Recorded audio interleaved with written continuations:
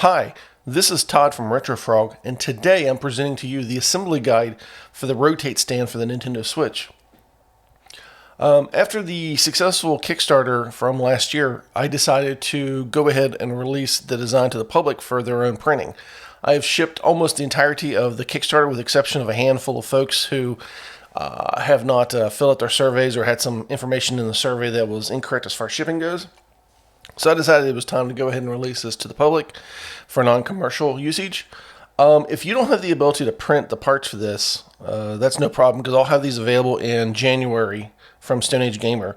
And there might be a couple color options too. I'm thinking of the classic black, which is from the Kickstarter, and then also possibly doing a alternate color, maybe something kind of brighter color. I haven't decided that yet, but it will be the stand will be available in January. So you'll be able to take, instead of having to buy and build and take all these parts like this to assemble it, which is the RoTATE stand, you can just buy one or you can print it.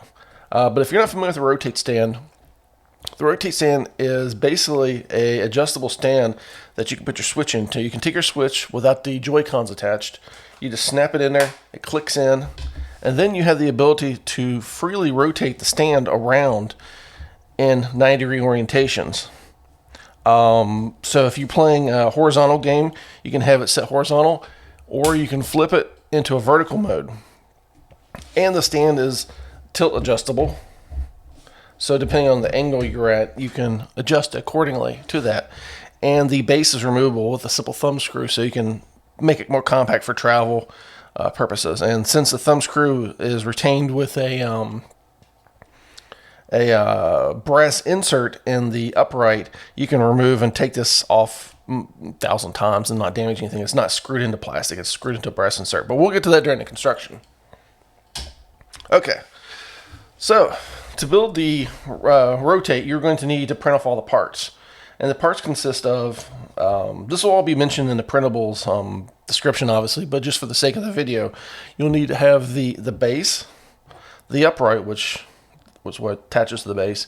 You'll need the two head parts, the rear head part, the front head part. You'll need the actual switch mount itself, which simply flexes to take the switch in and out. You'll need the two pieces for the head, which is the center cog. This is the part that is part of the mechanism that allows the rotation. The center pin, which goes down through part of the bearings, and this is what the actual switch mount mounts to. It has a keyed design in the back of it that allows it to lock into it once you put a screw through there. And then where the magic of this thing really happens, which is sad to say, is this little wishbone spring. This little guy here flexes.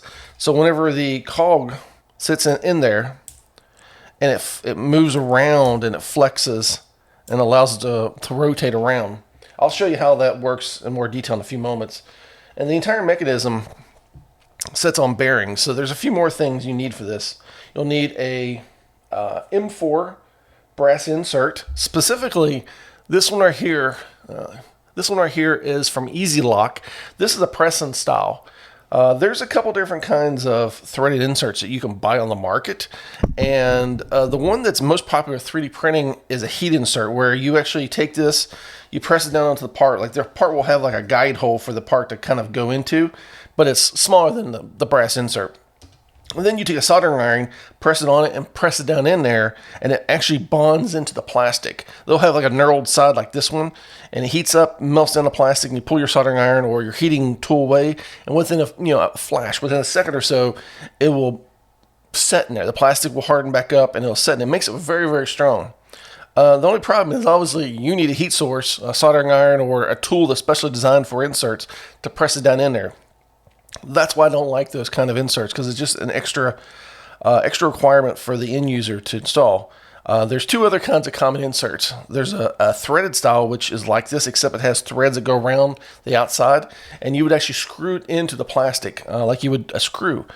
Those are usually used with wood. You mostly see those with wood because that makes sense, because you would drill the hole and then you'd screw this into the wood, and then you have a reliable insert in the wood that you can then put a machine screw into and take it in and out, bolt things to it, and it makes sense in that usage case, but it doesn't make sense for plastics, especially 3D printed plastic, because 3D printed plastic is usually infill. You'll have a couple walls around the hole, and then the rest is infill. So there's not really anything for that to grab onto, at least not when it's threaded. Not like that. Those things, they're not ideal for plastic. And then there's a third kind. This is the kind I bought and I use. This one, you actually press it into the plastic. It's slightly, the walls are slightly like angled, and you press this into the plastic, and then when you thread a screw into it, it pushes it apart. So then it grasps, the knurled sides grasp onto the plastic. In my opinion, this kind is ideal for use in 3D printed plastic, especially if you don't have to have any extra tools to install it. And when I designed RoTATE, I knew eventually I'd release this to the public, and I wanted to make it as easy as possible for both my assembly, because I assembled like 400 of these. So obviously I wanted this to be as easy as humanly possible for myself to assemble and just streamline the process. And I wanted the end user to have an easy experience as well during the construction. So we're going to start there with this, because this is one of the first things you need to do. You need a hard surface. I've got a simple metal washer here. This is what I had handy. What you do is you take the insert, and on the bottom of it, you'll see that there's a couple cuts in the sides of the insert, and then you have a side where the cuts don't go through. So the cuts face in towards a hole. You just kind of lightly press it there, just enough to kind of hold it in place, and then go down to your flat surface, and then press it all the way down. And now it will be flush. If you run your finger across, you can feel that it's flush in there. Take your thumb screw. This is an M4 thumb screw, which matches up with an M4 threaded insert. If you do not plan on taking this apart a lot, or if the ability to take it apart is not a concern of yours, you can replace the M4 thumb screw with just regular M4 screw. So you take this and you just thread it in there, and you'll feel a little bit of resistance as it's expanding out into the plastic. Just screw it all the way down. And now this, I'm pulling the hell out of this thing. You can't pull it out of there. So now this thing will be a reliable connection where you can remove and unscrew and screw it back in endless amount of times, and the thread insert won't pull out of the plastic. There's a few more things we should talk about here before I go any further, which I kind of forgot about. There's a couple other components you'll need for the build. The M4, like I mentioned, the M4 thumb screw. You'll need an M3 nut, just a regular M3 nut. You can get these at your hardware store. You'll need a pair of 608 ball bearings. These are regular 608 skateboard wheel style ball bearings. You'll need a M4 by 30 millimeter truss screw. A truss screw is just basically a screw that has a larger head than what it would normally have on it. The head's just physically a little larger. It's essentially like having a screw that has a built-in washer, kind of sorts, you know. And the reason you need this is because it goes down to the next component, which is a 8 millimeter by 30 or 8 millimeter by 20 millimeter yellow spring. It kind of goes down in there, and then you can see the head engages with the spring. If you don't have access to these truss screws, you can get these like Lowe's or Home Depot. You can use a regular M4 screw with a washer. It doesn't really matter.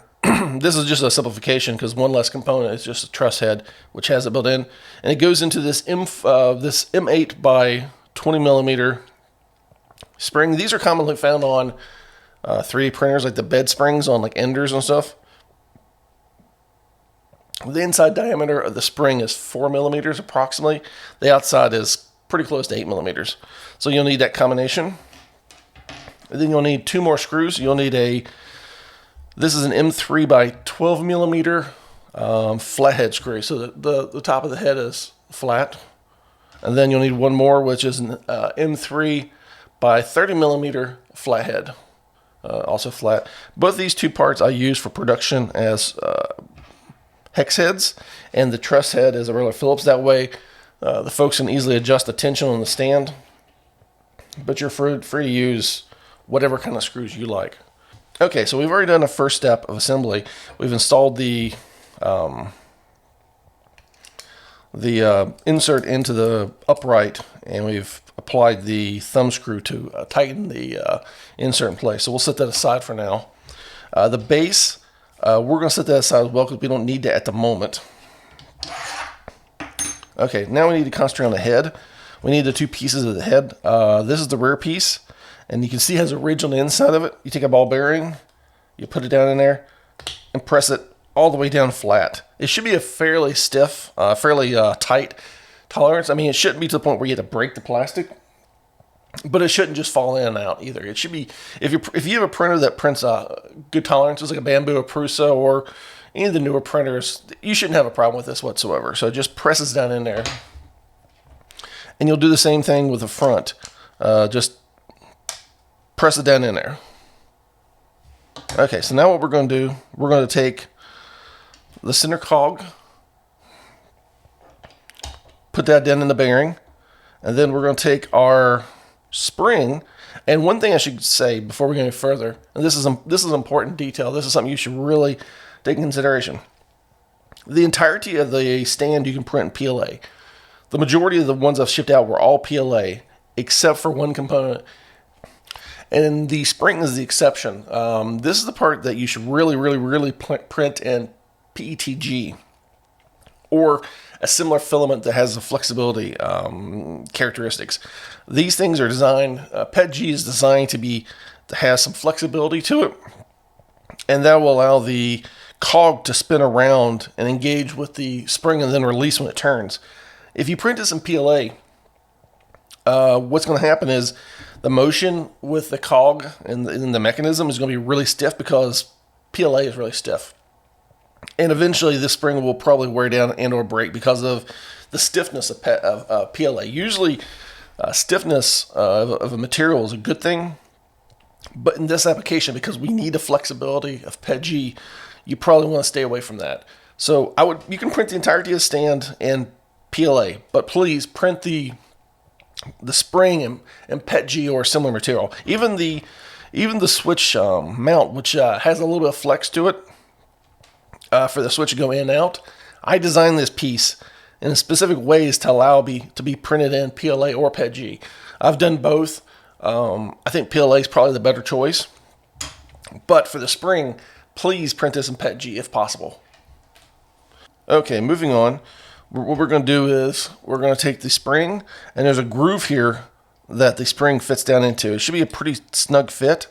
And what happens, you just press it all the way down, so it's all the way down flat in that groove. And you'll see that it engages with the sides of the cog. That's how it should fit. It should fit into a couple of grooves. Because the way this mechanism works is, we're going to kind of pretend here, this is the front piece that goes down in there. And it slips down to a couple slots. And then when you turn it, you'll see that it releases when you turn the cog, it pulls away from the spring pieces, goes around to the next 90 degrees and locks in. Just put that back in place. On to the next assembly step. We take the front piece, and there is right above the spring, there's a groove in the case design, and there's a latch, there's a standoff, it'd be kind of like a snap style standoff built into the case. So this line's in there, so it goes in flush with the case. This allows the case to be, the head to be sealed with one screw. So it goes down in there and it shouldn't pull apart. So it just kind of, you just take it and you just kind of slip it in there. And then you take your M3 by 12 millimeter screw, and then just install that.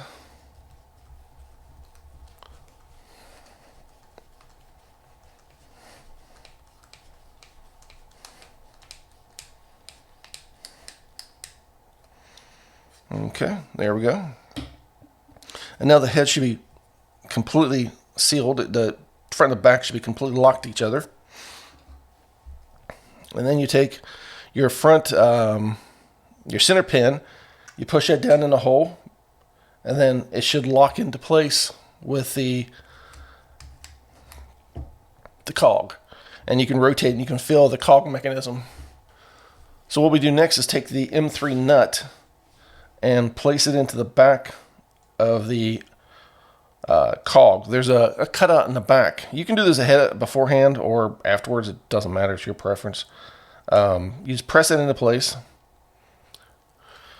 From the front, you put the switch mount on. You take your M3 by 30 millimeter screw, run it down through there. Put a finger on the back so you don't push the nut out. Just tighten this down. And now you should have a mechanism that works the way it's supposed to. Last step, we take the head, and if you notice there are cutouts on the side of the head and the upright. These are this is a notch system that allows it to vary the tilt. So what we're going to do is you line those up, and they just fall into place. So there's no way to misalign this. You just put them in, push them, kind of rotate them around. Bloop, they'll just kind of lock into place.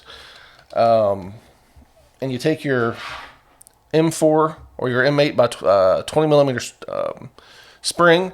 You put your M4 truss head screw in there, put that in there, and then tighten this down.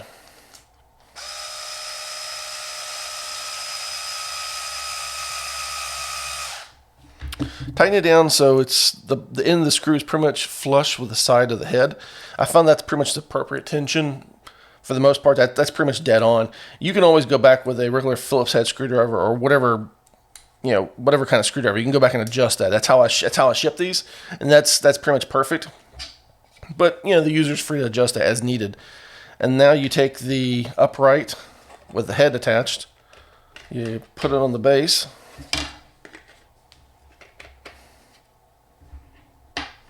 Take a thumb screw or regular M4 screw if you don't really care about taking it apart and such. You just tighten that down.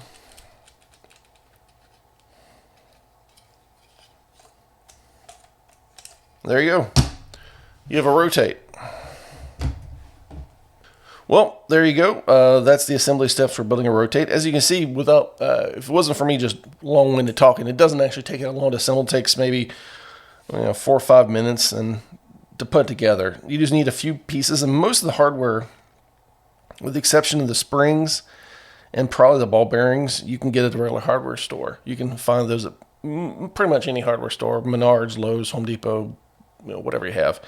The ball bearings, like I said, are skateboard style ball bearings. So if you have an old skateboard, you could probably steal the ball bearings out of the wheels, or if you have a skateboard store near you, you can get them from there, or just order them from Amazon. It's where I bought all mine from. Or you can go to AliExpress or something like that. It doesn't matter. And then the spring itself, again, if you own a 3D printer, you might have spares of these. If not, you can order those from Amazon and AliExpress as well. Well, that completes the Nintendo Switch RoTATE stand build-up. As you can see, it doesn't take very long. It just takes a few minutes. If you build one of these up, especially if you build one in a different color scheme, I'd love to see it. Please, if you're on Twitter, tag me at Todd's Nerd Cave. Would love to see what you have, and happy rotating.